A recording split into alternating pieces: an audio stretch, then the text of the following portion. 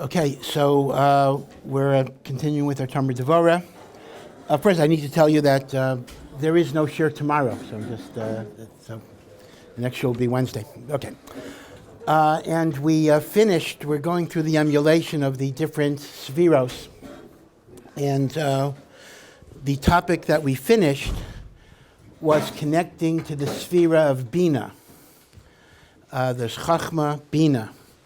And you'll recall that the Ramak developed the idea, which he was not Mechadesh. This is an idea that's older than the Ramak, that Bina is connected to the world of tshuva. And therefore we elicit Bina by doing tshuva. The question is, once again, just to quickly review, what is the connection of Bina and tshuva, though? What does Bina have to do with tshuva? So the concept is that Chachma is masculine, Bina is feminine, and using the analogy of human reproduction, the idea is that the feminine element is what shapes and develops the life force that is given by the male. And similarly, therefore, Bina is the shayresh of what are called Gevurah. Chesed is giving, Gevurah is constriction. But constriction is necessary because otherwise the giving obliterates your own identity. Right? We could not survive with the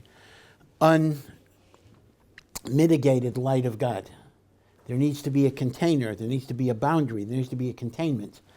Bina creates, or Gevurah rather, Gevurah creates the containment, and therefore Bina is the shayresh of Gevurah.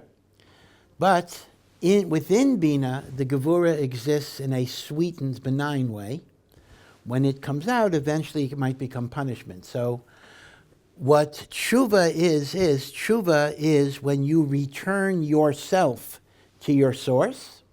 So the mida keneged mida, the parallelism is the Gevuros return to their source in Bina and become sweetened. So this is a very complicated way of expressing the idea that tshuva brings mercy into the world. Right now, that's a well-known idea. Right, that's not a controversial idea at all. But the Kabbalistic mechanism, the way it works is just as when I do tshuva, I return my nefesh to my neshama, which is united with God. So when I return my nefesh to its source, the Gevuros in the world get returned to their source. They get recycled in Bina. And within Bina, which is the initial boundary that kind of limits the light of God so it's able to be absorbed, within Bina, the Gevuros themselves become Rachamim. And therefore, Mida keneged Mida. I return myself to God. The Gevuros are returned to Bina in their shoresh, where they become sweetened, and therefore the way we elicit that sweetening of the Gevurah, this is called Hamtokas HaGevuros, the sweetening of the powers of judgment is through the process of doing tshuva, right? So tshuva sweetens the Gevuros by returning them to Bina. And Bina itself is connected with returning to its source because, as the Ramak points out, Bina sits on top of 7 lower spheres. And therefore, just as Yovel is the culmination of a cycle of 7 times 7, so too Bina represents Yovel. So Bina is called Yovel, Bina is called Tshuva. All of this is connected to the Gevuros being returned. Again, as I said the other day, I don't want to repeat the whole shir. What you often find in Kabbalah, which for some people is frustrating and other people is exhilarating, is that a relatively straightforward idea is often expressed in a very convoluted and complex manner. The simple idea is very, very simple. You do tshuva, you bring mercy into the world. That's very simple, very straightforward. The Torah says it, Chazal say it. We say in our davening, tshuva, tfilu, tzedakah. Tshuva, as well as prayer and tzedakah. Mavirin es roa hagzera. They take away the evil decree, right? So this is axiomatic. We teach this to our children at the youngest ages, and that's because it's true. Meaning, it's true. So people sometimes are a little frustrated. So why does Kabbalah have to make it so complicated? Now, Kabbalah doesn't just say tshuva brings mercy into the world, but Kabbalah says tshuva is returning the gevuros to their shorish and bina. So, as I explained, it's similar to the notion of anatomy, right? If you would describe walking, right? So walking could be described as a very simple point. I simply put one leg in front of another leg, I walk. And, for everyday life, that's all I need to know. I don't necessarily have to know the contraction of muscles, the expansion of muscles.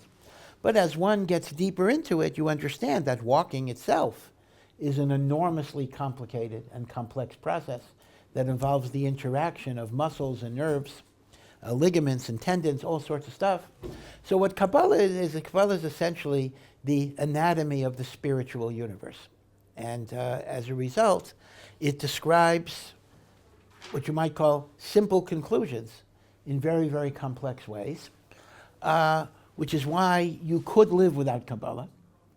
But for many people, just like anatomy, the more they understand a system, the more they appreciate it, right? So as I mentioned before, one of the reasons why the Avos may not have been Mekubalim is they had a direct connection to God. And therefore they didn't need to understand how the system worked. Now that sounds almost apicorsis a little bit, but indeed the Sfarim HaKadoshim tell us this.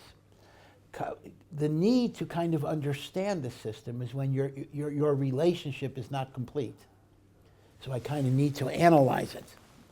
But when I can live with this intuitive connection to Hashem, I don't necessarily need the background. I know how to walk with God, so to speak, so I don't need to know the process of what that means to walk with God. Okay, so I understand that for some people it's very, very frustrating because Kabbalah seems to make a point of overcomplicating things that are not inherently that complicated. On the other hand, I think the analogy to anatomy is a very good analogy, that even the simple processes that we can go our whole life. Right? I mean, grammar is another example, right? The rules of grammar, whether it's English grammar or diktuk, whatever it is. Now, you can be a perfectly correct speaker of English, in particular, without knowing any rules of grammar at all. You just pick up the language, and assuming that the people you picked it up from speak properly, you'll know how to speak English. You can't necessarily identify, what is a gerund or whatever it is. But once again, though, if you want to have an understanding of the language, you need to go over different rules and the like. So Kabbalah is kind of the understanding of the spiritual system, but by definition, therefore, it becomes much more complex than you might assume, right? So that's a little bit of apology, so to speak, for the mahalech of the Mekubalim, in which they complicate things. But they complicate things because, indeed, how the omnipotent, non-corporeal God relates to a corporeal universe. We take it for granted, but that itself is not a simple process. How can that which is totally beyond materiality have any connection to finite reality? That's not an immediately intuitive possibility. So we just say, well, that's the way it is. Kabbalah tries to create or articulate the bridges and the like. Okay, so that's kind of Bina, and we talked about the idea of tshuva, and the last time, again, a very important idea, that tshuva is not about amputating your past, it's about transforming your past and using your past as the foundation in your avodas Hashem. We now come to the next sphera, which is Chesed. Now remember, Keser, Chachma, Bina are called the brains of God. They are kind of God's internal states. Keser, Chachma, Bina. We now come to what are called the behavioral manifestations, loving kindness, Devorah, Tiferes, and the like. So that's why the 10 Sfiros are divided into what are called Gimel Rishonos.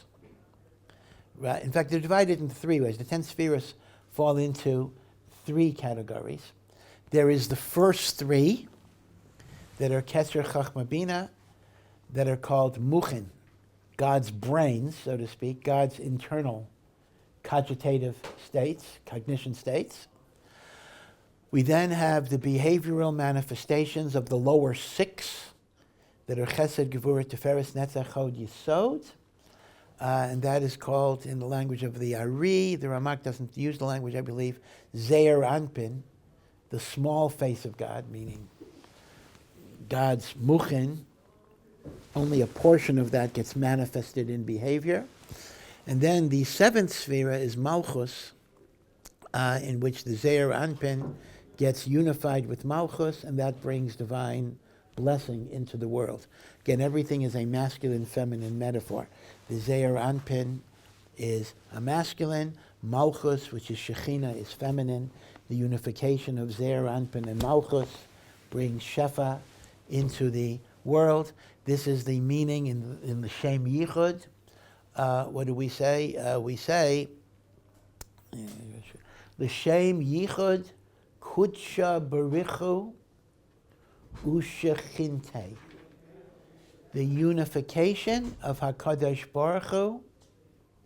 I'm doing this mitzvah for the unification of HaKadosh Baruch Hu and his Shekhinah. So, in technical Kabbalistic language, Kudsha Barichu is the Zeir Anpin, and the Shekhinah is Malchus. I want to unify the male and the female aspects to create a chibur, and through that chibur, bracha comes into the world. Again, we've made this point a number of times, but every time I need to re-articulate it. And that is, these are ideas that are potentially very, very controversial and potentially could lead to heresy. We believe God is one. There's only one God. God is not divisible. This is a fundamental principle of Judaism. The second of the Ten Commandments, you shall not have any other gods besides me. Shema Yisrael, Hashem Elokeinu, Hashem Echad. Hashem, our God, is one. If you believe in more than one God, that's kfira, that's apikorsis, that's polytheism. Judaism is monotheism. That's what Judaism is. So, what on earth could we even be talking about when we talk about the unification of a feminine and a masculine element within God? Are there masculine and feminine elements that are somehow going to be united? Big problem. That's why in Kabbalah you actually see two opposite reactions among great tzaddikim. Some say, if you don't believe in Kabbalah, you're an apikoros. And some say, if you do believe in Kabbalah, you're an apikoros.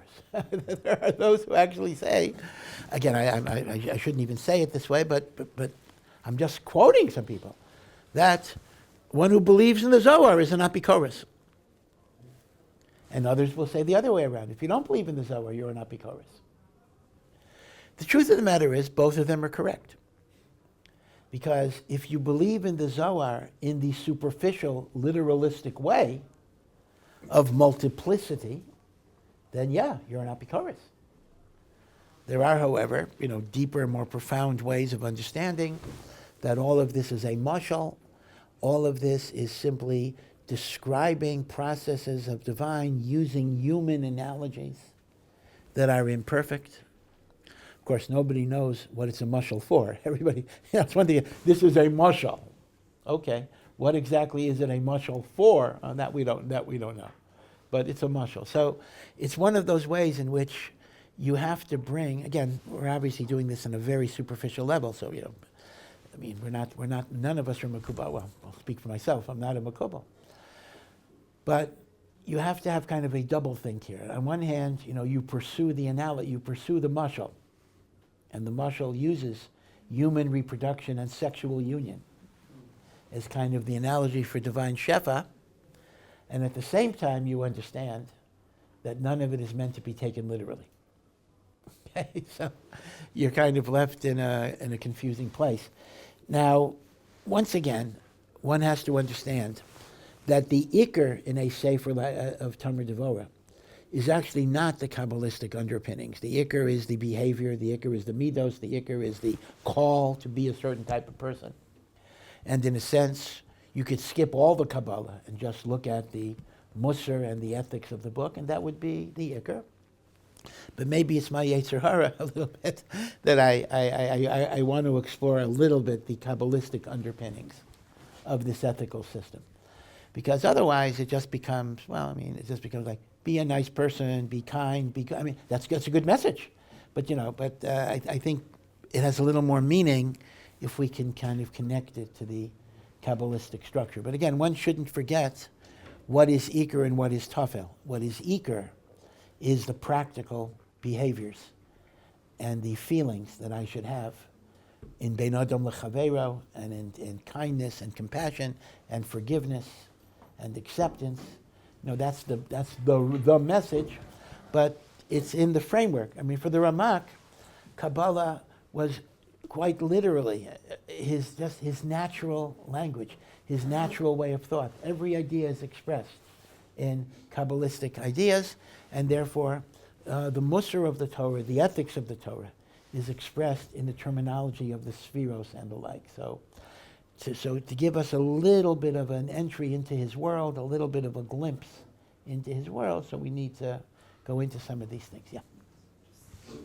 Just to pin down, when Chazal use mashal, like what are they going for? Because the mashal could be both literal and also meant to communicate ideas. Is the mashal just like a useful conduit that people would understand at their level? Like what's? Well, yeah. In other words, this goes back really to a pasuk in Iyov, which the Mekubalim build on quite a lot. Iyov declares, as he's going through his sufferings, Mipsari echazeh Eloka. From my flesh, I perceive God. Now, in the simple meaning of the pasuk, he's simply saying, through my suffering, I understand God. But the Mekubalim understands that by analyzing human because we're in the image of God, by analyzing human behaviors, human activity, human nature, we get a glimpse of what Hashem is doing. So we analyze how humans think, how humans communicate, how they reproduce, all of these inyanim. And there are going to be parallels to the divine. And that's what these Mishalim are trying to do. Okay, so on one hand, again, we live in a world of paradox. God is one, and yet there's male and female elements within God's infinity, right, that have to come together and the like. Okay, so we now come to the first of the behavioral spheres, called midos, and that's Chesed. And once again, in Perek Chamishi, this is the fifth Perek, the Ramak makes a simple point, which he then turns into a complicated point. So today I think we'll do more or less the simple point. The simple point is, hey, you want to bring God's chesed into the world? You do chesed. Right? You do kindness. In other words, how do I bring God's kindness into the world? Mida keneged mida. Remember, the whole Talmud Devorah is based on what I've called the double emulation theory. You imitate God, and then God imitates you. I imitate God's midot, and that activates God's midah into the world with greater intensity. So in many, many ways, this is the easiest thing. This is the easiest emulation. Chesed is about kindness. So you show kindness. Now, that we'll call the simple point, which is pretty straightforward. And then, I'll get to the complications maybe next time, but I just want to enumerate, and the Ramak goes into great detail by enumerating, on a practical matter, 8 types of chesed that a person could be involved in. And he really starts off with, I'll just enumerate them here. Rishona, B'leidas ha'adam, the birth of a new baby. It's so interesting, it's been pointed out by a lot of people, that human babies have an extraordinarily, or human beings have an extraordinarily long dependency period. You know, a cow gives birth to a calf, so I don't know how long it is, but 2 weeks later the calf is kind of wandering around by itself. Human beings take so long to learn how to walk and all sorts of basic functions.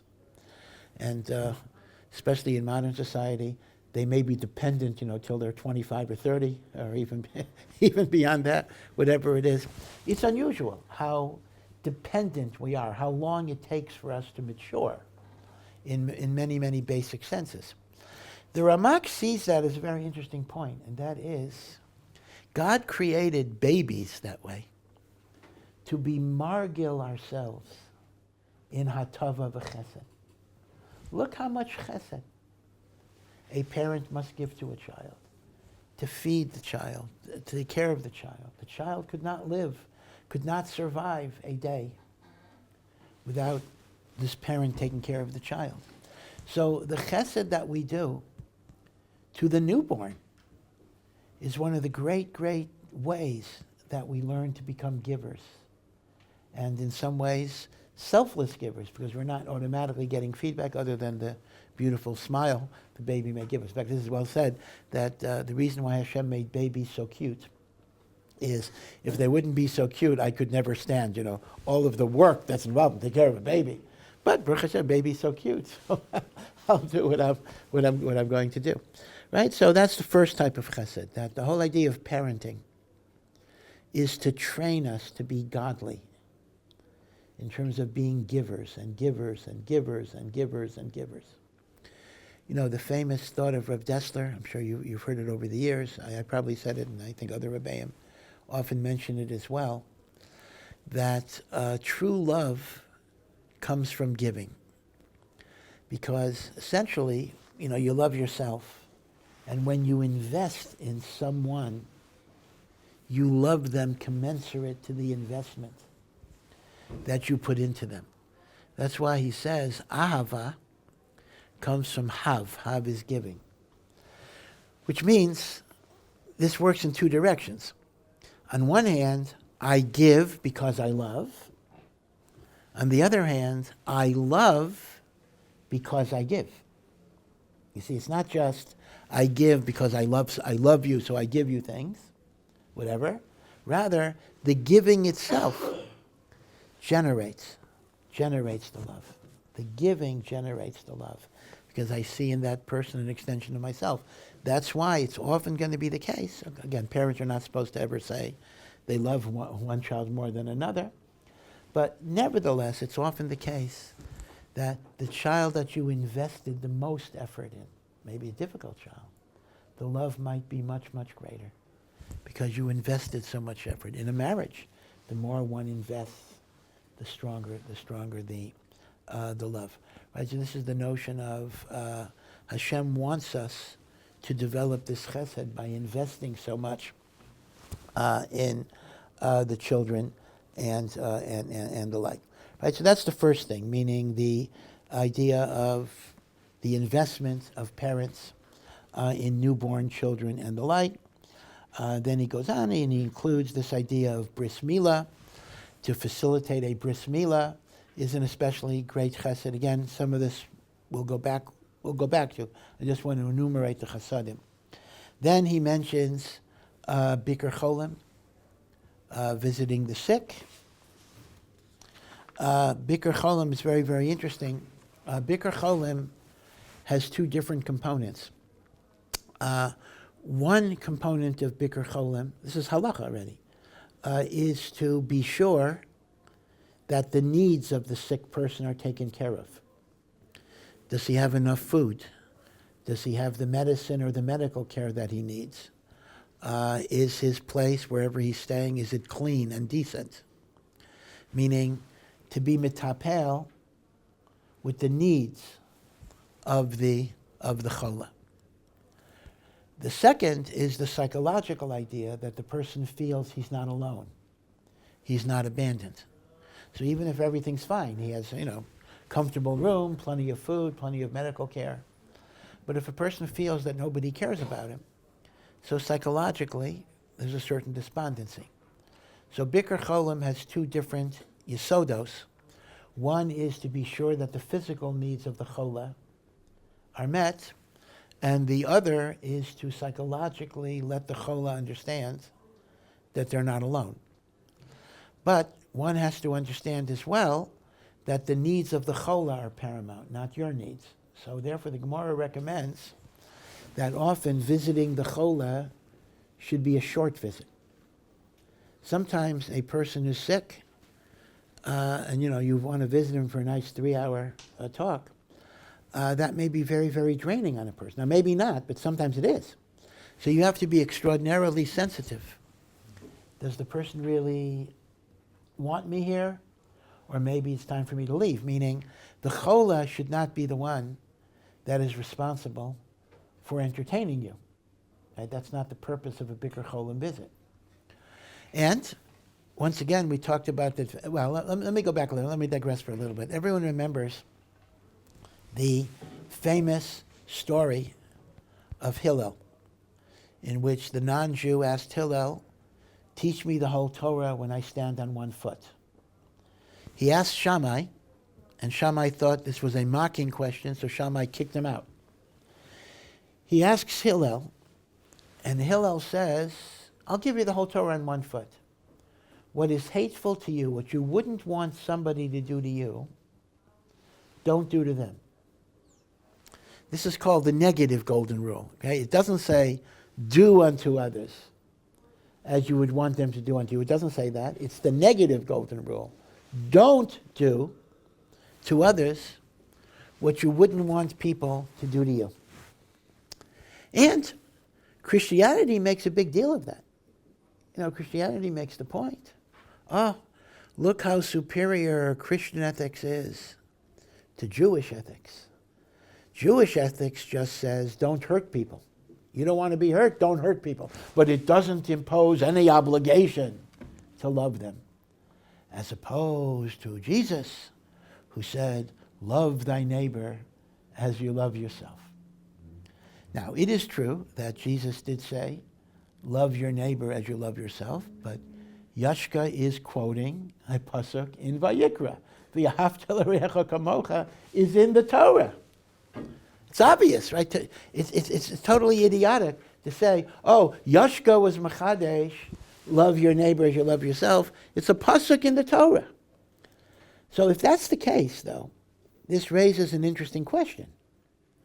The interesting question is, if the Torah does espouse a positive ethic of love, I should love you, then why does Hillel knock it down to the negative of don't hurt? Forget about Yashka. In other words, look at the Torah and Hillel. Why does Hillel convert the positive to the negative? Seemingly, not hurting somebody, just says, I'm not going to hurt you. But the Torah goes further. I have to love you. And that's action. Take care of you. So they say, B'Shem Rabbi Yisrael Salanter, a very interesting vort, very, very interesting thought. The physician's first obligation under the Hippocratic Oath is said to be do no harm. Before you start helping people, be sure you don't harm them. And Hillel is saying sometimes, in our eagerness to show love to people, we're actually giving them something they don't want. In other words, we think they ought to want a certain thing, and I'm going to give it to them. But in fact, I'm not respecting their autonomy. I'm not respecting their individuality. So Hillel's message is, sure, you got to love people, but be sure you don't hurt them as you're showing them your love. You see, it's like a precursor. So one simple example is Bikur Cholim itself. I'm going to give you a very just simple example. When people are sick, let's say you have a flu. So there are two behavioral models that people have when they're sick. Some people just want to be left alone. Let me sleep, for 10 hours. Don't bother me. I don't want chicken soup. I don't want, visitors. Leave me alone. Other people want to be surrounded with, candy and chicken soup and visitors, right? So let's assume I'm a guy who I just want to sleep this off for a while. And you're a guy who, when you're sick, you like a lot of company, so you get up at 5 in the morning to make a real big pot of chicken soup. And at 7 o'clock, 7 a.m. in the morning, you ring my doorbell and you bring me chicken soup. And I'm groggy and I really just want to sleep. And I say, please, I just want to sleep. And you say, I spent 2 hours making soup for you. How can you not take it? You see the issue there. You're showing, your love, but you're not respecting what the person actually wants. So Hillel's Yesod is, before you start loving, be sure you're not hurting a person. You would not want someone to disregard your wishes. You would not want someone to simply say what you think doesn't matter. So when you relate to another person, don't disregard what they think is important to them, even if it's not what you think is important. So that's why Bikur Cholim is a little bit of a talent. It is a talent to, on one hand, show the person that they're not alone and you're there for them, and at the same time be respectful enough of the privacy that they may want. Again, some people don't want that, but that they may want. You got to read the clues very, very carefully. It's a chachma, as it were. So that's the chesed of Bikur Cholim. And again, the Gemara itself says that Bikur Cholim can literally revive the dead, in the sense that a person, if they feel they're not abandoned, that gives them hope. That gives them a sense that they matter to people. In fact, anecdotally, I'm not going to say there's scientific rigor here, but that sense of mattering to people can quite literally keep people alive. That often it's the case with people who are very close to death, that Hashem gives them the koach to literally will themselves to live, to participate in a bar mitzvah or a granddaughter's wedding or something like that. It's quite literally a mind over matter, which is, of course, from Hashem, that they stay alive long enough. It's interesting, they tell the story. Rabbi Chanan Wasserman had one son who survived the Holocaust, Reb Simcha Wasserman. Reb Simcha Wasserman actually taught Ner Sameach for a while. Simcha Wasserman was a great, really a gadol b'Torah mamish. He and his wife did not have children. And whatever, they both were so devoted to Yiddishkeit, to Torah, to sacrifice for Torah. And she was his greatest supporter in all of his endeavors for all of those years. He died before she died, and she would be the only person to sit Shiva. So she said that she really has no desire to live without him in the world. But, she said, but such a man like him has to have somebody who sits Shiva. So she sat Shiva for him. I don't want to say for sure. I think she died the day after Shiva. It may have been a week after, I don't know for sure, but it was mamish that situation. She willed herself to stay alive so she could honor him by sitting Shiva, and then she died. So we don't realize the power of mind over matter. This is from Hashem, as it were. And Bikur Cholim is that way as well. When a person feels that they make a difference in other people's lives, that will give them the energy to stay alive. Okay, so that's the idea of Bikur Cholim. And we will come back to this, because today we're just doing the simple idea that this Chesed brings Chesed into the world.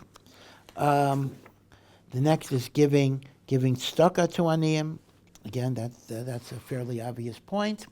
But let me just remind you that the Rambam has a famous passage in Hilchos Matanos Le'Avayim about 8 levels of giving tzedakah. And if you go through the levels, without going through all of the levels, you will see that often it is the respect and the kindness by which you give the donation that is even more significant than the money. So I give somebody a big donation and I throw it at him. That is not as valuable as a smaller donation that you give with respect. And of course the Rambam says the highest level of tzedakah is to give somebody a job, to give somebody a way. How does the saying go? Give somebody a fish, you've given them a meal. Teach them how to fish, you've given them a life. Halacha says exactly that. The greatest tzedakah you can give a person is to give them a parnasa, give them a trade, give them a way of being self-sufficient. And again, this is all connected to the dignity idea, that you throw money to somebody like they're a nobody. Good, they have the money, but what have you done to their spirit? And therefore, giving tzedakah, the halacha is very, very much concerned with the dignity and respect by which you give that tzedakah. The fifth is hachna. Right, just in terms of counting, we talked about birth, we talked about bris, we talked about bikur cholim, we talked about tzedakah. We're enumerating 8 chasadim. The fifth is hachnasas orchim. Now, this is an interesting question. The mitzvah. Now we know hachnasas orchim is a very big deal. What does the Gemara say in Masechah Shabbos? Rashi brings it. Gadol hachnasas orchim yoser mikabalas pnei hashchina. Welcoming guests is even greater than kind of welcoming God's presence. And the proof is with Avraham Avinu. Avraham Avinu was talking to Hashem after the Bris Milah. And then when he sees the 3 people who are actually angels, but he thinks they're people, he interrupts his conversation with Hashem to be machnis orchim. So achnasas orchim is a very big deal. The question becomes, in fact, they tell a beautiful story about Rav Chaim Ozer, the great Rav Chaim Ozer Grodzinski, that, he lived in Vilna, and Vilna, the winters are cold, right? Lithuania, the winters are pretty cold. So he once had a guest over for Sukkot, and Rav Chaim Ozer was very frail, and he was prone to get sick. So he felt he did not have to eat in the sukkah, because if you're in great physical discomfort and you're ill, you're putter from the sukkah. So he told his guest, I'm going to be in the house, but you can eat in the sukkah. So around 5 minutes later, Rav Chaim Ozer comes out and says, I'm going to eat with you. So the guest says to him, a mitztayer is putter from sukkah. So Rav Chaim Ozer said, a mitztayer is putter from sukkah, but a mitztayer is not putter from achnasas orchim. And what type of host would I be if I'm eating in the house and you're eating in the sukkah? So even though I'm putter from sukkah, I'm chayiv to be with you in terms of hachnasas orchim. Right? This is a beautiful story that, part of hachnasas orchim is not just throw the person the meal and then leave, but to spend time with the person. Now, what's interesting is, though, hachnasas orchim, it's a little tricky. Often people invite friends over because you invite your friends over. Inviting friends over might be friendship, and it might be a nice thing. It's technically not achnasas orchim. Achnasas orchim is to kind of give people hospitality who are either strangers, meaning to say they're not in their home, they're out of town, or one might say single people, b'chlal, don't really have a full home. So to invite single people, to invite widows, to invite orphans, to invite newcomers to a community who don't yet feel accepted, that is hachnasas orchim. Social interactions with friends, again, I'm not against it, but technically that's not hachnasas orchim. I mean, I invite my married next door neighbors to come over. They have a home and they're in the community already. So it's just a question of what the mitzvah is. In other words, there's a mitzvah called hachnasas orchim, which really refers to people who either they're not in their home, they don't have a home, or they're not yet well assimilated into a community. So that's the mitzvah of hachnasas orchim, and that is the mitzvah that is greater than kabbalas pnei hashechina. Okay, well, again, we'll come back to all of these. Number 6 is taking care of the dead, the chesed you do with the dead. This is going back to Yaakov Avinu, when Yaakov made Yosef swear, Al na tikbareni b'Mitzrayim, do not bury me in Egypt. And v'asisa imadi, you shall do for me chesed v'emes, loving kindness and truth. So what does Rashi say? The very famous Rashi comment. the loving kindness you do for the dead is called true chesed, chesed shalemes, because you're not going to get any compensation. I do you a favor, I might expect you'll do something for me. I do something for a dead body, that dead person is not going to give anything back to me. So this is called, and that's why the technical name for a Chevra Kadisha is Chevra Kadisha, the holy group, Gemilas Chasadim Shalemes, who do chesed, which is true chesed, because of this. So this is the chesed of Mesim, and we know that being Isaac in Kiburas HaMeis is a great thing. We find in the laws of Meis Mitzvah, if God forbid, you find a corpse in the middle of nowhere, and you don't know who the family is, you don't know anything, then even if you're a Kohen, and even if you're a Kohen Gadol, and even if you're a Nazir, you are obligated, no matter what, to take care of that mace, to bury that mace, or to arrange for again, most of us would not be able to bury a mace per se, but we would have an absolute obligation to try to ensure that that mace is buried in a dignified, honorable way, and that's chesed im hamesim. Did you have a question? So it had to end up. I was going to say, how does a Kohen fulfill it? Let's say even without the being able to bury it, if they find it in the field. Let's say a person's already buried. Yeah. How's a Kohen able to fulfill? Yeah. So first of all, remember that at least a Kohen hedjot, a regular Kohen, is Isaac in the levayas of his father, mother, etc. So he is Osek. But the other way too is the chesed of a mace, which could also be by giving tzedakah to a chevra kadisha, by helping them do their job. Number 7 is hachnasas kala lechuppah. Now, what is hachnasas kala? Hachnasas kala, to bring a kala to the chuppah.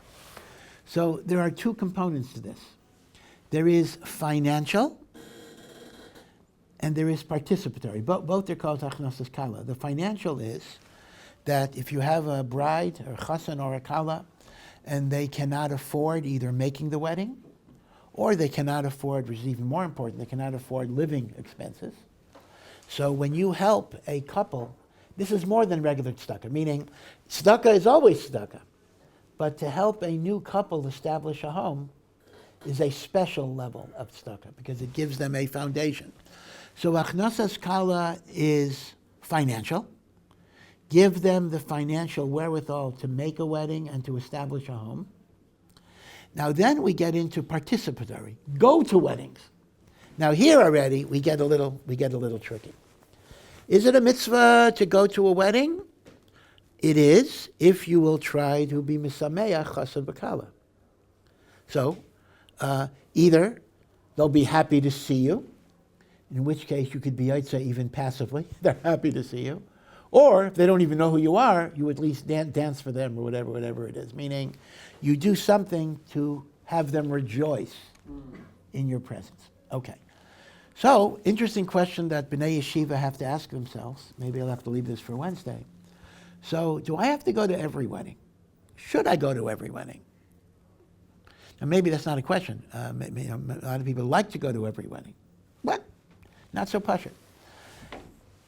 The Gemara in Megillah says, "Mevatlan Talmud Torah lahalvaya sameis v'achnasas kala."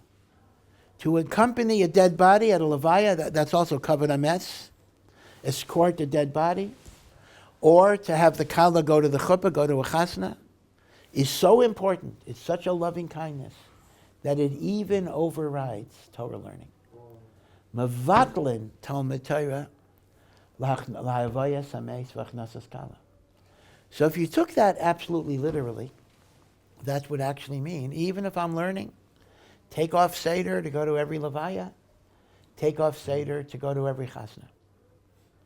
Well, the Netziv writes, of course the Netziv, if you want to be cynical, he had a conflict of interest because he was Rosh Hashiva, but the Netziv does write, and he proves it, he doesn't just say it.